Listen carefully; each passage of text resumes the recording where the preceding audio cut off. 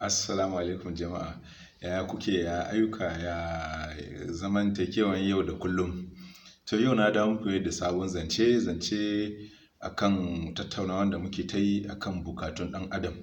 Kada ku manta da farko muka ce bukatun ɗan adam sun kasu kashi biyar. Bukatun ɗan adam sun kasu kashi biyar. To bari ɗan ba ku bayani ga wanda ba su kalli bidiyon baya ba. Muka ce bukata na fari shine bukata na rayuwa, wato kamar bukatan sutura, bukatan abinci, bukatan ruwan sha, iskan sheka, gurin kwanciya, hakan nan su ne bukatu na farko na ɗan adam. To da zarar mutum ya samu wayannan, zai nemi wani bukata wanda ake ce masa safety net, wato bukata na tsaro. Mutum zai so ya zamanto cewa inda yake zama akwai tsaro, yankin da yake ko muhallin da yake zamanto akwai tsaro ko unguwa ko hakan nan. To shine bukata na biyu. Bukatun ɗan adam yanzu yau za mu yi zance ne akan bukatan ɗan adam na uku. Idan ba ku ga sauran bidiyon ba, ku dubi baya a cikin wannan channel, za ku ga sauran bidiyoyin da muka yi daga baya saboda ku samu fahimtar abin da muka yi da ya gabata. To yau za mu ci gaba da bukatun ɗan adam na uku yau. Ina matukan murnan bayani akan wannan bukatun ɗan adam na uku. Bukatun ɗan adam na uku shine bukata na soyayya, bukata na kauna, bukata na abokantaka. So shine ake kiran shi love and belonging needs. Love and belonging needs shine bukatun ɗan adam, bukatan ɗan adam na uku. Me ake nufi da cewa love and belonging needs, ko kuwa bukata na soyayya ko kauna ko kuwa bukata na abokantaka? Duk wani ɗan adam da ka gan shi, Allah ya yi shi ne saboda ya zamanto zai zauna ne a al'umma, ya zamanto irin zai zama yana mu'amala, yana shakuwa da mutane da dai hakan nan. Shi yasa ka ga Allah ya sa ko a halitta ma za ka ga mace za ta haifi yara ɗaya, biyu, uku, ko dai duk yadda dai Allah ya tanada ta haifa. To yaran nan sun dawo kaman 'yan uwan juna, sun dawo kaman dangin juna. To daga wurin ne soyayya yake somawa, daga wurin ne kauna yake somawa, daga wurin ne zamantakewa yake somawa.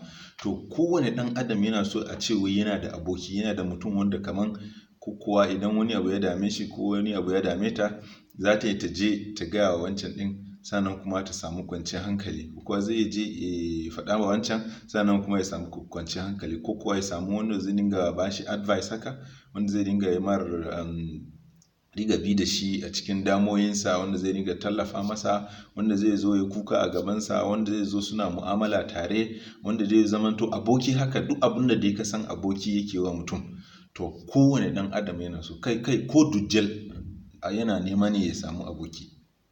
Abin da nake so mu fahimta a nan kenan. So wannan shine bukata. Shi yasa duk yadda aka yi, ko aka ce mutum bai da hankali, ko kuwa mutum mummuna ne, ko kuwa yaya, duk yadda dai kake tunani, za ka samu mutumin can shi ma akwai yana so a kaunace shi, yana so ya samu aboki. To a hakan ko yaya za ka samu yana da aboki. Kai komin yadda mutum yake, ko mutum shuru baya shigan jama'a, ba ruwan shi da komai, ba ruwan shi da kowa, a'a baya ma fita, komin shi kawai yana yin shi kaɗai. To wannan duk yadda aka yi dai akwai aboki wanda shi yake da shi a wani wuri wanda ko kai ko ke baki sani ba. Bukata ne wanda yana cikin zuci sosai na ɗan adam. To shi yasa za ka ga ko mutane ko a ofis ko a makaranta ko da a al'umma ko a kasuwanci ko da menene, za ka samu akwai zamantakewa, akwai abokantaka, akwai zamantakewan kaman makwabci da dai sauransu. To wannan shi ma bukata ne na ɗan adam. Dalili bari abin da nake so ku fahimta a nan shine, shi yasa yana ɗaya daga cikin dalilin da idan mutum ana so a kaman punishing ɗin shi, ko kuwa ya yi laifi ko wani abu hakan nan, shi yasa ake kai mutum fursuna. Ko me tunaninka, kai me tunaninki, me yasa ake kai mutum fursuna? Wato ma'ana idan aka kai ka gidan fursuna, gidan yari, aka tsare ka, aka kulle ka kai kaɗai a ɗaki, wannan shi ya fi komai mummuna a duniya. Ba ka karanta jarida, ba za ka kalli kwalba ba, ba za ka karanta jarida ba, ba za ka shiga yanar gizo ba, ba wanda zai ganka, ko matarka ko yaranka ko abokaninka ko kanninka ko yayunka ko dai ya dai hakan nan, a bar ka kai kaɗai a wannan ɗakin dare da rana. To wallahi ko wannan ya fi komai mummuna a duniya. So shi yasa wannan ya zama bukata na uku na ɗan adam. So idan mutum yana wannan matsayi ko kuwa yana nan a wannan yanki ko wannan tsari na abokantaka, idan ka zo shi abinci ba damuwan shi ba ne, don ya riga da ya ce ya koshi kuma ya samu tsaro, yana da safety, yana da security, yana da madogara, yana da kwanciyar hankali, to annan ne za a ga mutum zai nemi abokantaka. To annan ne za ka samu irin yara maza haka suna neman 'yan mata, suna irin samartaka ko kuwa irin yara haka kurciyansu, daga suna samari irin kawaye da dai sauransu hakan nan. Wasu ma ba wai ko don aure ba ko wani abu haka, kai dai kawai dai abu ne wanda Allah ya riga da ya sa a zuciyar ɗan adam, irin abokantaka hakan nan da kuma kauna da soyayya, shi ne bukata na uku na ɗan adam. Saboda haka idan kai yanzu kana wannan level na belonging needs ko kuwa love needs, sai ka dubi mutum wanda kake nema ka dawo aboki ko kuwa ka dawo mara aboki ko kawa hakan nan, to sai ka dubi wancan mutum shi ka a wani level yake. Idan ka fahimci wani level yake kuma kai ka san level da kake, to anan za ka san da za ka bi da shi, anan za ka gan abokantakanku zai yi kyau, zumunci zai yi kyau. To a wannan ne shi ne ma kamar in ce ginshiƙin zamantakewa a al'umma.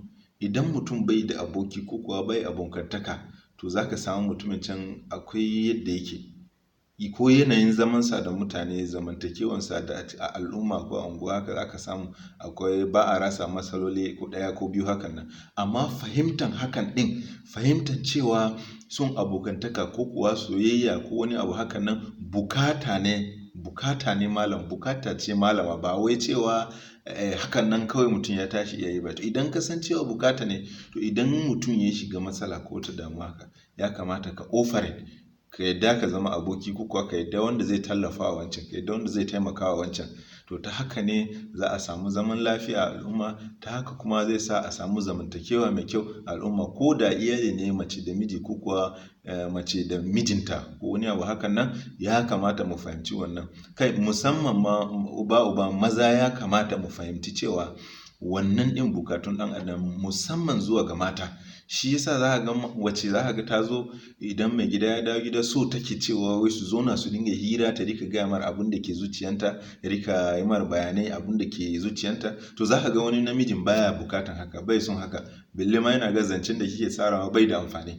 To za ka ga haka sai ya tashi fita ko kuwa ya je bacci ko da wani abu haka. To a nan ne za ka ga mata sai su zama kamar su, wato suna nan frustrated, ba su jin daɗin rayuwarsu ko kuwa ba su jin daɗin aurensu. Mace fa kana ga ka yi mata komai, ka ba ta kuɗi, ka biya bukatunta, abinci, sutura, zani daga kai har kasa, wurin kwanciya, komai ka ba ta, amma sai ka ji wai tana cewa wai ba ka son ta.